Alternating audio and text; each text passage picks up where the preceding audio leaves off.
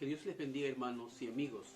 Me siento muy contento de poder una vez más estar con ustedes y deseando de todo corazón que Dios les bendiga. En esta noche, en esta oportunidad, desearía compartir con ustedes la palabra de Dios. Y vamos a meditar brevemente. Quiero que me acompañen a leer el Salmo 14. El Salmo 14. Dice así la palabra de Dios en el Salmo 14.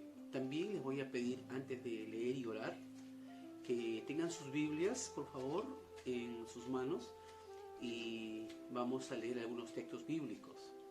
Así que le pido que me acompañe con la Biblia abierta.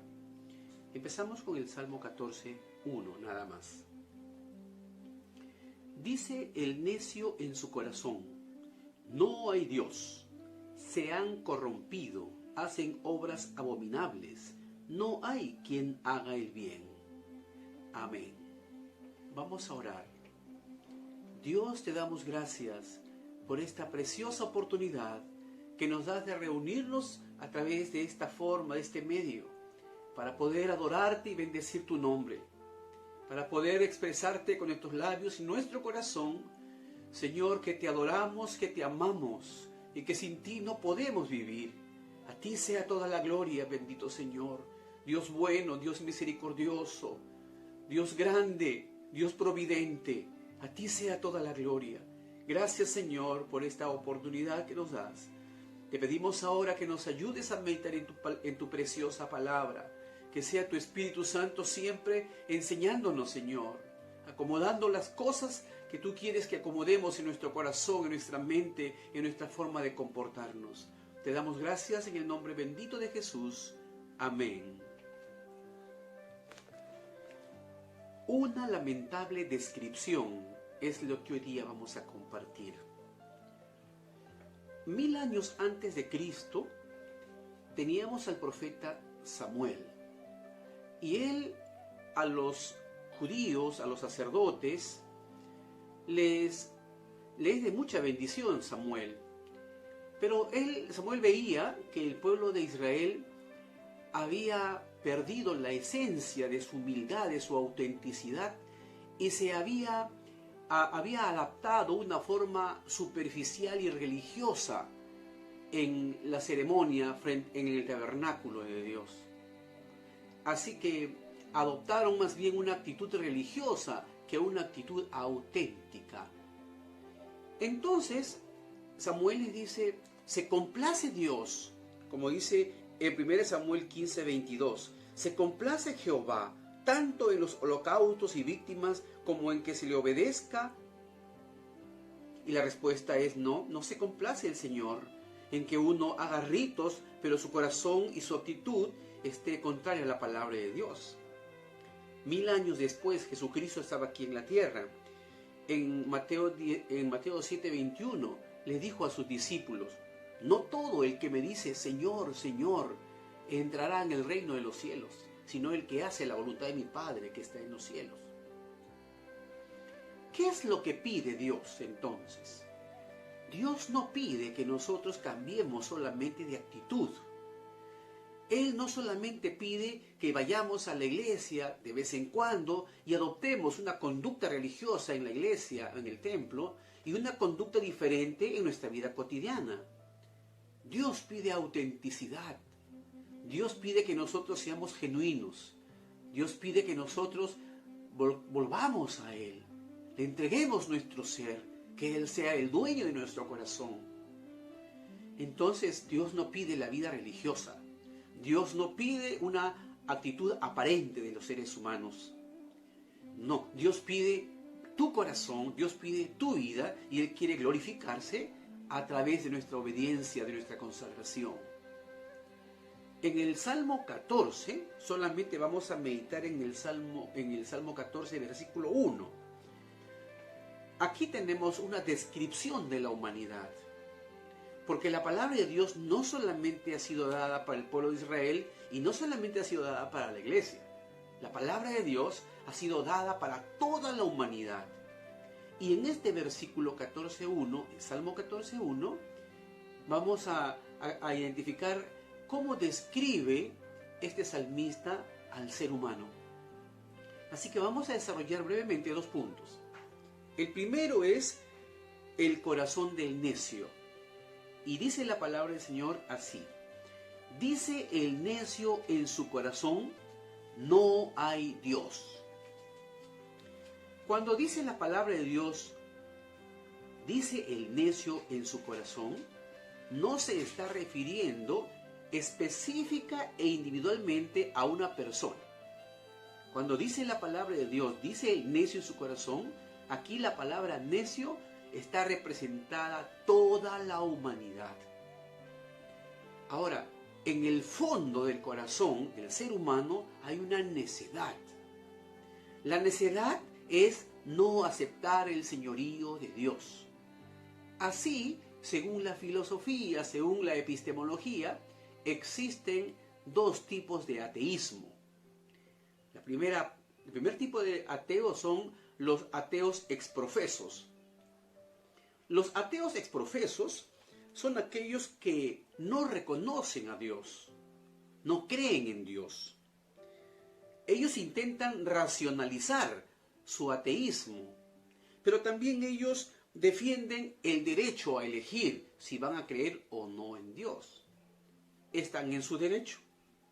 El ateo puede intentar expresar epistemológicamente, pueden expresar su derecho a no creer en Dios.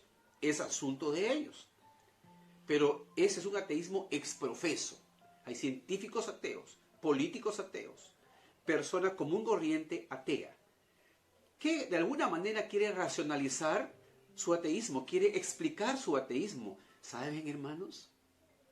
No lo van a poder hacer.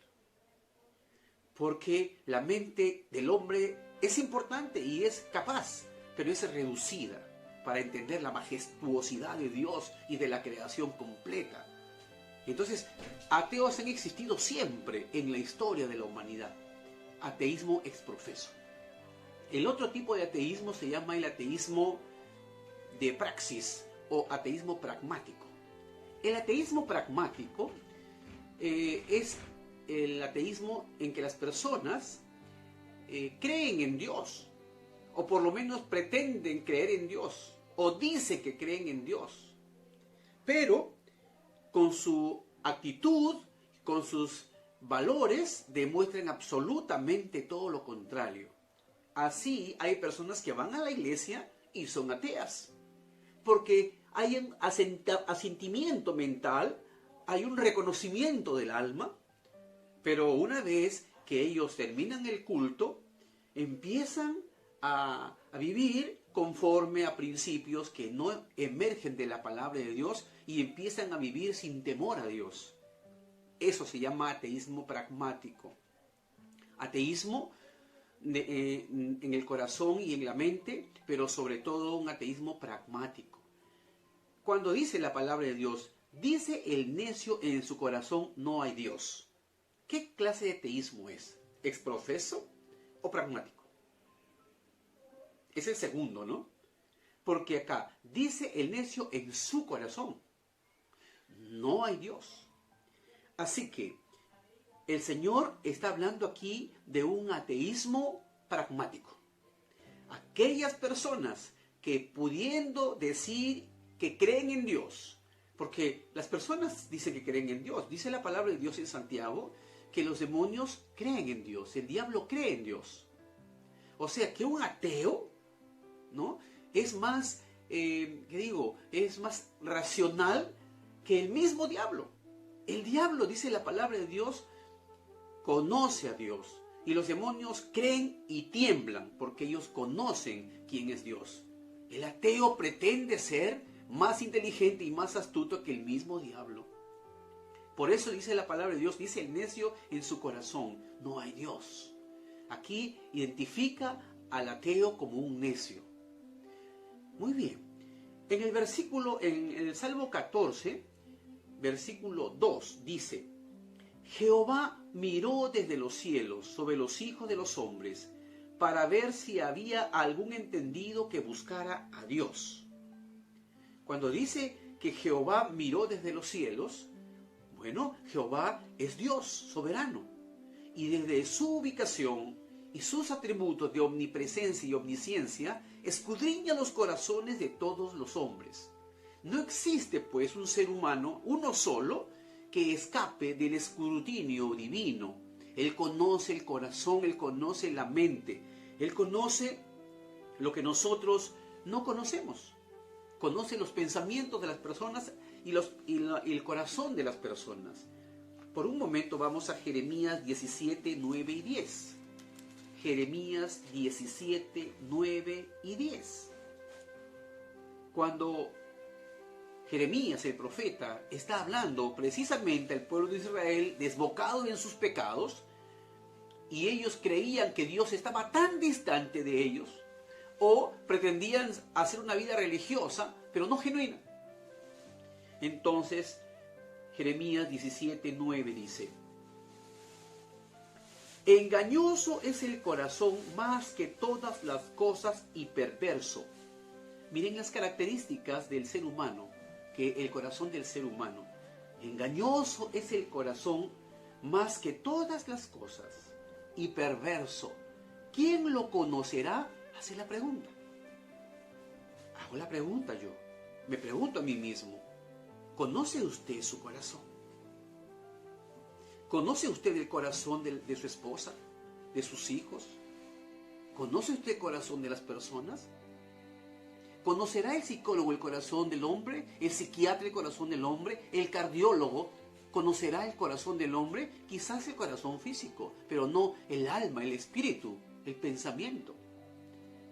Y Jeremías 17:10 dice, el mismo Dios dice: yo, Jehová, que escudriño la mente, que pruebo el corazón, para dar a cada uno según su camino, según el fruto de sus obras. Y cuando dice en el Salmo 14:2, Jehová miró desde los cielos sobre los hijos de los hombres para ver si había algún entendido que buscara a Dios, es porque el Señor, en su capacidad divina, escudriña los corazones de los hombres, y Él concluye y dice, para ver si alguno buscara a Dios. Y en el versículo 3 del Salmo 14, la respuesta es categórica, hermanos. Todos se desviaron, a una se han corrompido. No hay quien haga lo bueno, no hay ni siquiera uno. Quiere decir que está describiendo el corazón de la raza humana. Ahora yo me pregunto, ¿y qué de las religiones multitudinarias que hacen sus campañas, sus travesías, sus caminatas? ¿Serán que están buscando a Dios de todo corazón? ¿O solamente nos hemos quedado en la superficialidad de la religión? ¿Será que todos los hermanos que van a la iglesia buscan a Dios con toda su alma y todo su corazón?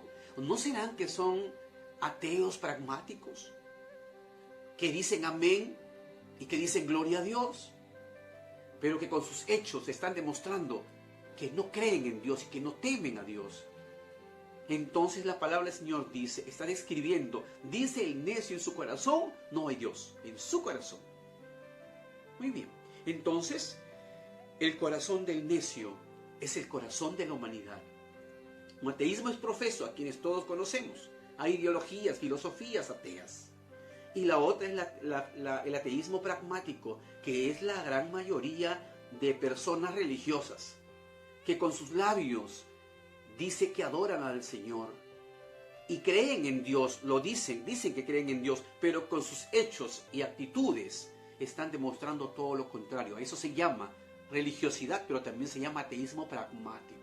Y a eso está apuntando el salmista. La otra parte, el otro punto es, ¿cuál es el comportamiento de este ateo pragmático? Estamos en el versículo 1, la parte B.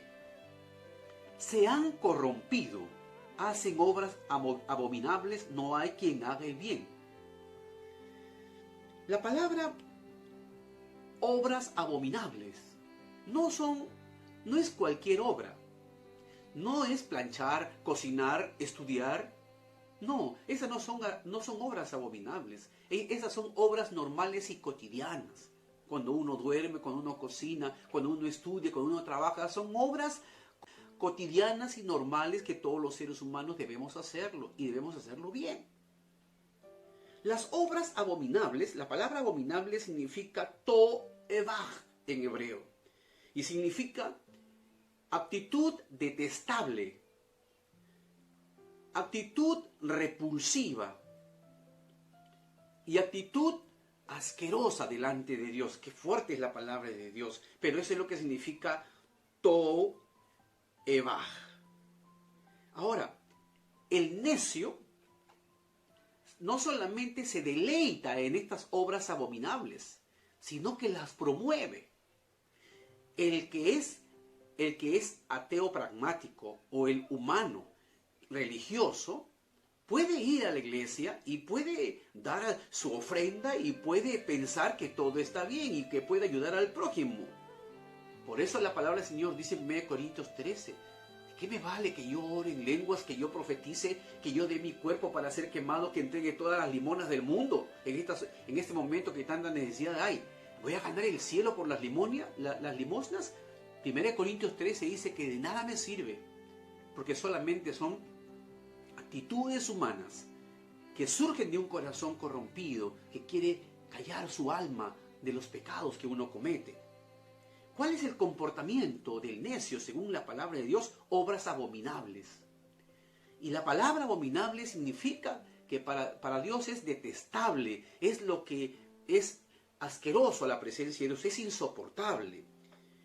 Y en la Biblia hay muchas obras abominables, de las cuales 3 son las que pueden estar en el top de mayor abominación, que es anatema, que Dios abomina. Y vamos a mencionarlas de una manera rápida por el factor tiempo. La primera es la inmoralidad sexual. La inmoralidad sexual es aquel uso sexual que riñe con la voluntad de Dios. Dios nos ha hecho seres sexuados y la Biblia nos da la forma, el Señor nos da la manera cómo debemos ejercitar nuestra sexualidad de una manera ordenada, santa, digna. La palabra de Dios habla del aspecto sexual en muchas partes de la palabra de Dios. Y créanme que para la Biblia el sexo no es tabú. Será tabú para los religiosos, pero para Dios no es tabú. Él habla de sexualidad. Y Él ha establecido la forma, los principios de nuestra sexualidad. Toda persona que altera el principio de la inmoralidad sexual, para la Biblia para Dios es abominación. Y yo quiero mencionar solamente, leer un texto de la palabra, Deuteronomio 22:5. Deuteronomio 22:5. Dice así la palabra de Dios: no vestirá la mujer traje de hombre, ni el hombre vestirá ropa de mujer, porque abominación es a Jehová tu Dios cualquiera que esto hace. Deuteronomio 22:5. Solamente he elegido un texto de los muchos que hay que hablan que Dios condena la homosexualidad. La homosexualidad es abominación ante Dios. Aquí habla de ropa, nada más. Pero cuando uno empieza a analizar este texto y en paralelo los demás textos de la Biblia, habla de una abominación a la inmoralidad sexual. Y está hablando solamente de la homosexualidad aquí. Pero las inmoralidades sexuales son muchísimas. Y no es nada nuevo. Las lesbianas, los homosexuales, el bestialismo, la masturbación, la pornografía. Todo esto es abominación a Dios. Entonces, hay personas que van a la iglesia y que tienen estos pecados y prácticas ocultas. Hay creyentes que van a la iglesia y se masturban. Hay creyentes que van a la iglesia y ven pornografía. Hay creyentes que van a la iglesia y fornican y adulteran. Y no estamos usando a ninguno de ellos, pero para Dios es abominable. Para Dios es abominación. Y no solamente el necio practica, sino promueve estas prácticas y se deleita en estas prácticas. ¿Cómo cómo un hijo de Dios puede deleitarse en estas prácticas? De suyo no es un hijo de Dios. Será un ateo pragmático, un religioso. Una segunda manifestación de la abominación es la idolatría. La idolatría, pues, es otra de los pecados abominables delante de Dios. Y vamos a leer Deuteronomio 7, versículos 25 al 26. Deuteronomio 7, 25 al 26. Dice así: las esculturas de sus dioses quemarás en el fuego. No codiciarás plata ni oro de ellas para tomarlo para ti, para que no tropieces en ello, pues es abominación a Jehová tu Dios. Y no traerás cosa abominable a tu casa, para que no seas anatema. Del todo la aborrecerás y abominarás, porque es anatema. La idolatría es un acto abominable. He escuchado a muchas personas justificar la idolatría con un absoluto desconocimiento de la palabra, de la historia, de la misma antropología humana. Y toda persona que no ha nacido de nuevo solo se deleita en la idolatría, la promueve, la defiende.